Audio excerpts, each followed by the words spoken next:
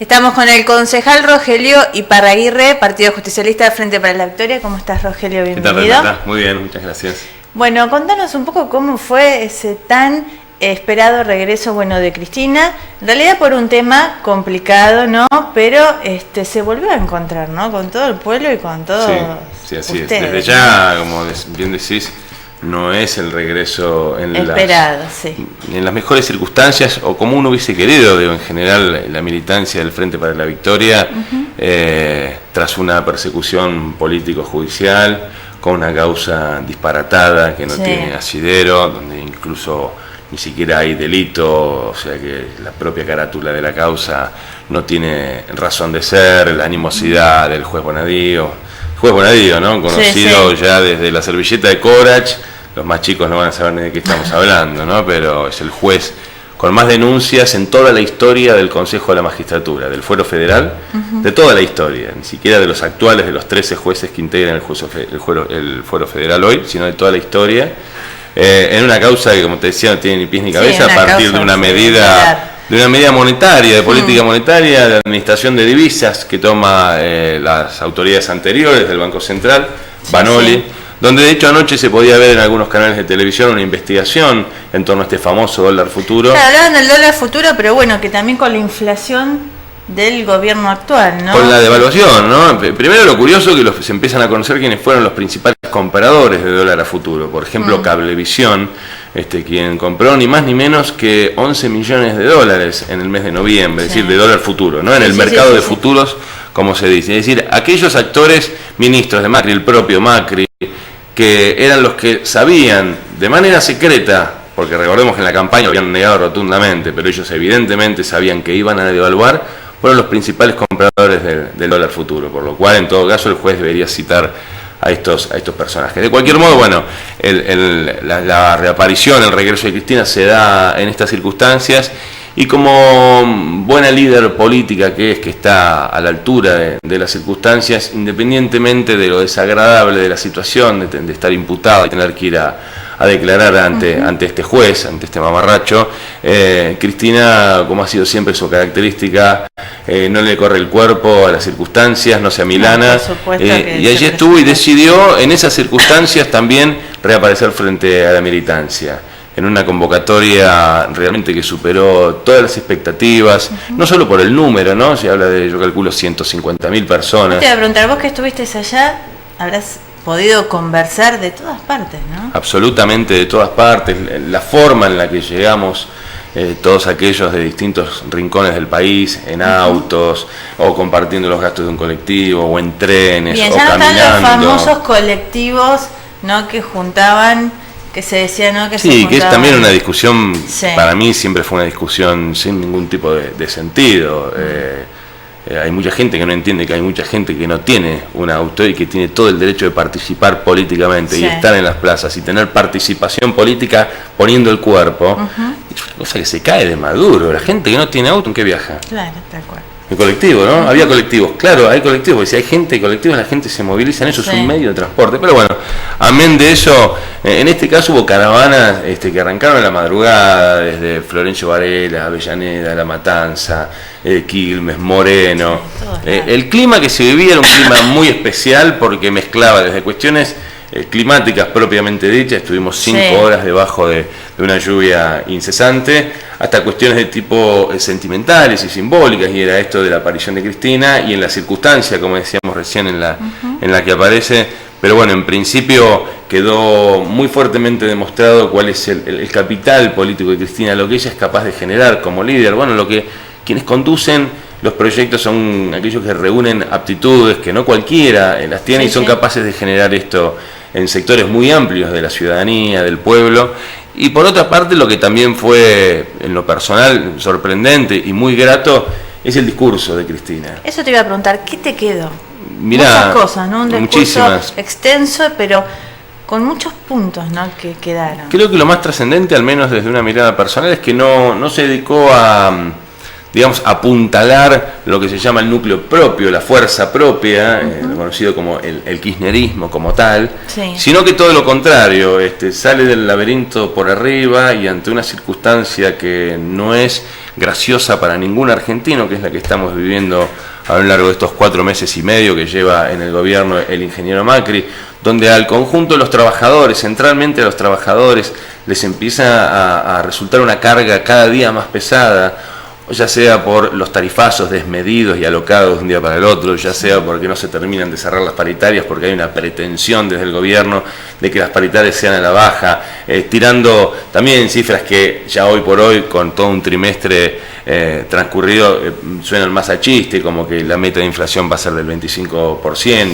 sí. La transferencia brutal de ingresos que hubo desde los asalariados a los sectores más concentrados de la economía, con la quita de las retenciones, tanto al agro, a los sectores de la agroexportación como a la minería. En fin, hasta ahora no se ha conocido una medida a favor de los trabajadores, de los jubilados, de los jóvenes, ni que hablar de la economía informal, de los desempleados, de los sectores más vulnerables. Y yo creo que Cristina, a partir de una lectura transversal que hace de esta situación, precisamente lo que pone como punto de partida es: convoquemos a todos aquellos que con una mano en el corazón y con honestidad intelectual, sin importar a quién votaron o no, si pagan ganancias o no, si son trabajadores formales o informales, sin importar nada, que de corazón puedan reconocer cómo estaban en la Argentina previa al 10 de diciembre y cómo estaban hoy. Ella lo denomina como un frente ciudadano, aclaró que no tenía tampoco una idea muy acabada al respecto, pero el concepto es potente en sí mismo, que no hay que salir a darle una orgánica a eso, que estamos en una instancia distinta. A mí me gusta más frente patriótico, porque creo que en definitiva lo que con la derecha neoliberal en el gobierno, lo que está en juego en definitiva son los destinos de la patria, ni más ni menos, por más que suene catastrófico, cuando se entregan de semejante manera ante lo peor, la peor calaña, la peor mafia del sector financiero internacional, como son los fondos buitres, cuando vamos corriendo detrás de los intereses de los Estados Unidos o de cualquier país que no tenga los intereses. Nosotros debemos defender la soberanía nacional, los intereses nacionales, y claramente no es esta la posición del actual gobierno. En definitiva, lo que está en juego son los destinos de la patria. Pero bueno, Cristina salió por arriba, como te decía, con los brazos abiertos, dijo que dejemos de hablar de traidores, que volvamos a entablar un diálogo con los compañeros de los sindicatos, que volvamos a encontrarnos los argentinos en función del interés de las mayorías, del interés del campo nacional y popular. Bien. Creo que es una propuesta superadora, que lejos de quedarse en lo propio, en la fuerza propia y afincarse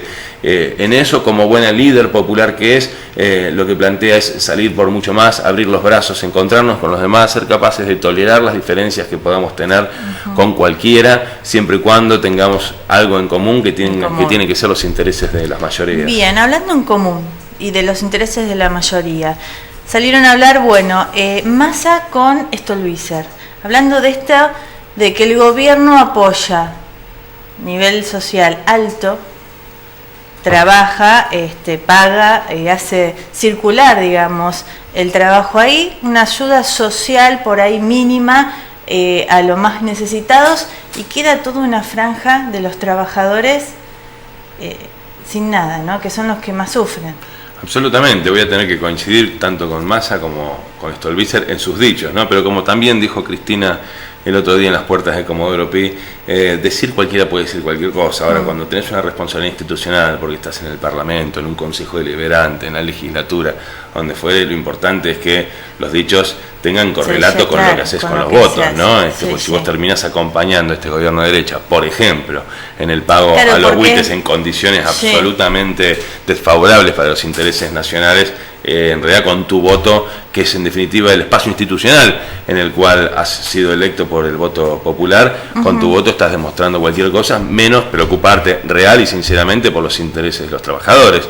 Es claro que el gobierno de Macri es un gobierno de los sectores más poderosos, de las corporaciones, de las empresas transnacionales, del sector financiero, y no un gobierno de los trabajadores. Hemos visto en estos días como tanto de las 3 CGT como de las 2 CTA ha habido planteos, más allá de que nos guste más o menos cierta cercanía que algunos sectores, o el manejo de tiempos independientes que tienen, tampoco vamos a meternos con el manejo de los tiempos que tienen los trabajadores en sus conducciones, pero te decía, a veces que parecen acercarse un poco más o menos al gobierno. Lo cierto es que con el paso de las semanas y de los meses, de a poco uno va escuchando más a los representantes de los trabajadores preocuparse por el interés genuino, porque además de cualquier otro modo, y hay sobrados ejemplos en la historia argentina, de cualquier otro modo, si no, son sobrepasados por sus bases, hay delegados que son los que están en el día a día con los trabajadores y ven tanto a aquel que no puede llegar a fin de mes como aquel que vive con la angustia de perder el empleo porque empieza a sentir la inseguridad en torno a sus puestos de trabajo, porque nuevamente empiezan a ser los trabajadores la variable del ajuste, o por la apertura indiscriminada de las importaciones que ponen realmente en una situación muy pero muy comprometida a la pequeña y la mediana industria. Sí, volvemos. Efectivamente es un gobierno que hasta ahora no ha demostrado pensar en los trabajadores. Tomó un reclamo legítimo de algunos sectores del mundo del trabajo formal y de algunos sectores que tenía que ver con el pago de ganancias, y lejos de llevar a la práctica ese reclamo tal como se pedía, lo que hizo fue armar un intríngulis donde terminaron pagando ganancias muchos más trabajadores, incluso jubilados están pagando ganancias, y ahora ya dijo que hasta el 2017 se olviden de cambiar la escala, con lo cual no hay una medida que uno pueda identificar que tenga que ver con los reclamos, con los derechos, con la necesidad de los trabajadores. El día que la haya, ahí va a estar el Frente para la Victoria, por supuesto, acompañando al gobierno en esas medidas, pero estamos precisamente esperando que haya alguna medida en pos de los intereses de los trabajadores. Bien. Rogelio, vamos a pasar a otro tema, un tema, bueno, Diego Bocio, así directamente, con sus dichos, con sus idas, venidas, ahora resulta que también problema con la cámpora. ¿Cómo ves el accionar, no? Y cómo deja al partido, porque es un frente, ¿o no? La cámpora con Diego no tiene ningún problema del momento en que Diego no integra más el mismo espacio. Nosotros somos parte del Frente para la Victoria. Como digo siempre, somos una parte muy chiquita. Yo he dicho siempre, lo digo en los micrófonos, no tengo ningún inconveniente. Si por la cámpora sola fuese Cristina, no es que no llega a la esquina, no llega a la puerta del zaguán.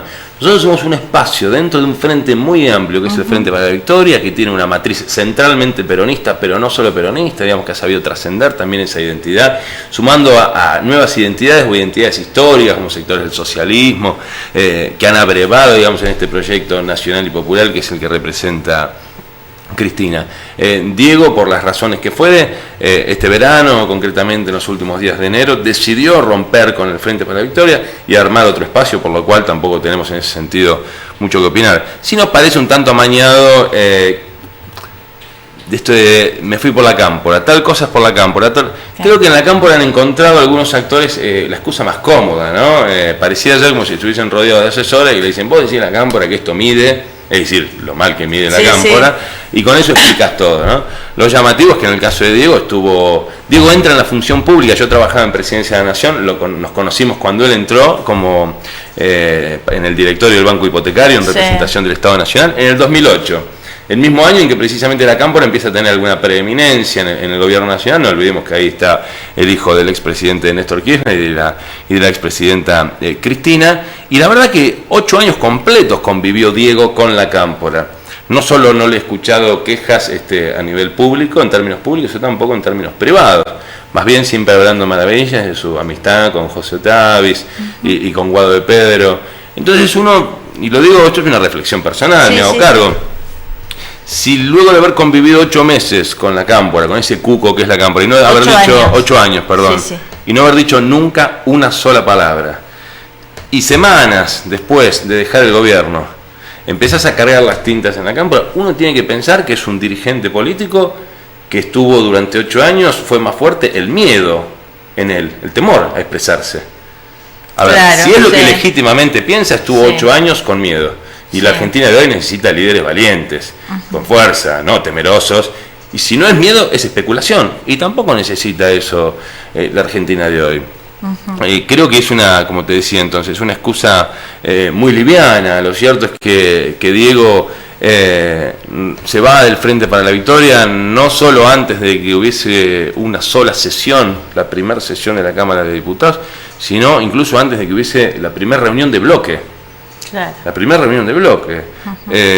Por lo cual, en lo personal, creo que cualquiera que pueda leer un poquito entre líneas, le van a resultar insuficientes las explicaciones. ¿Tuvo diálogo así con ustedes? No. Yo desde el año 2013, si no me equivoco, es final del 2013. Claro, que sí. En lo personal que no tengo diálogo con Diego. Sí es el presidente de nuestro partido, claro, en Tandil, porque así fue electo en el mes de noviembre del No ha venido 2013. Todavía. No, hace, todos lo estamos esperando, también la cosa prensa. de 9 meses que no viene, lo cual llama la atención, no solo por la responsabilidad político-institucional que tiene, sino porque incluso tiene a sus padres y a su hermano aquí, pero bueno, esas son cuestiones. Yo tampoco me voy a meter en la regularidad que pueda tener una relación entre hermanos o entre padres e hijos, eso es cosa de cada familia, pero en lo que hace a su representación política como presidente del partido, seguimos esperando que en algún momento sea presente en Tandil, porque la última vez que tuvimos un consejo del partido con el presidente presente, con Diego, fue a comienzos de septiembre del año pasado y han transcurrido ya casi 9 meses. Bien, Rogelio, bueno, ¿cómo ves? Ya estuvimos hablando de cómo está el gobierno. ¿Hacia dónde estamos yendo con todos estos paros, estas huelgas a nivel nacional? Se habla de paros generales, se habla de paros docentes, que no lo hubo, pero que los va a haber. ¿Hacia dónde vamos?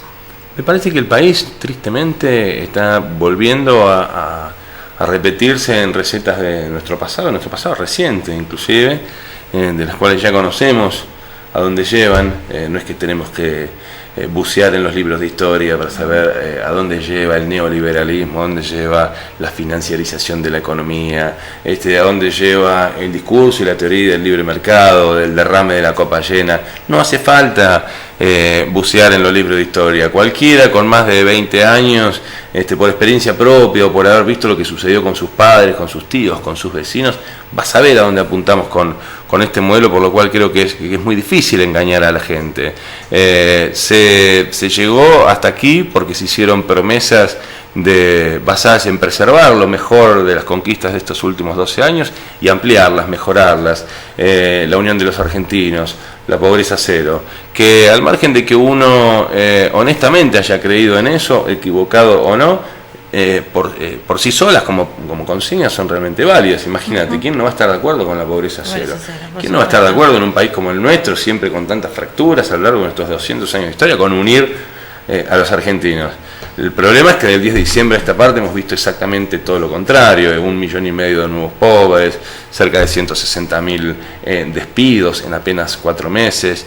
Sí, ojalá, yo no quiero decir vamos a un precipicio porque porque no es lo que auguro, no es lo que espero. Ojalá este gobierno, con el cual yo no comparto nada, pero corrija el rumbo, tome nota de lo que está ocurriendo, tenga un mínimo de sensibilidad para pararse en el lugar del otro, lo que implica para el trabajador despedido volver a su casa, lo que implica volver a mirar a los hijos a los ojos, lo que implica para el docente que venía en una recomposición lenta, hay que decirlo, pero al fin, recomposición de su dignidad en base a su salario, a sus condiciones de trabajo, no poder llegar de nuevo a fin de mes, esto que decía Cristina, no poder llenar el changuito, como te decía, cosas que vivimos en la Argentina hace muy poco tiempo atrás, que nos traen los peores de los recuerdos.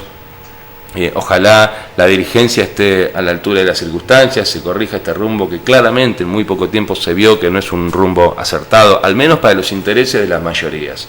La mayoría son los jubilados, son los estudiantes, son los trabajadores formales, informales, son los jóvenes, son los pequeños y medianos empresarios que confían en el país y apuestan y han invertido en estos años, han generado empleo. Esa es la mayoría, ¿no? Ojalá no se dediquen solamente a beneficiar a las minorías y sobre todo a aquellos sectores y grupos que ni siquiera responden al interés nacional. Bien, gracias Rogelio. Gracias a vos, Renata, un placer. Nos vamos a una pausa y enseguida volvemos.